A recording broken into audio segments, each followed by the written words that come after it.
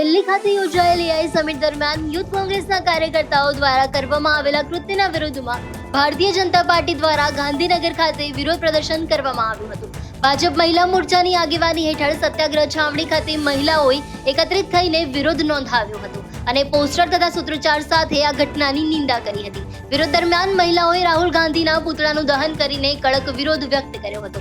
આ કાર્યક્રમમાં મેયર તેમજ ભાજપ મહિલા મોરચાના કાર્યકર્તાઓ મોટી સંખ્યામાં ઉપસ્થિત રહ્યા હતા અને AI સમિટ દરમિયાન થયેલી ઘટનાની સામે કડક કાર્યવાહી કરવાની માંગ કરી હતી. આખું વિશ્વ સમિટને જોઈ રહ્યું હતું અને એની અંદર એ લોકોએ આ ખુલ્લા કપડે આવું અને માતૃશક્તિ પણ જ્યારે જોઈ રહ્યું હોય ત્યારે વડાપ્રધાન શ્રી નરેન્દ્રભાઈ મોદીજી ભારતની માતૃશક્તિને કેવી રીતે માન સન્માનને પ્રાધાન્ય મળે એની વાત કરતા હોય છે ત્યારે આ કોંગ્રેસ એની વિચારધારાને લઈને સામે આવી છે.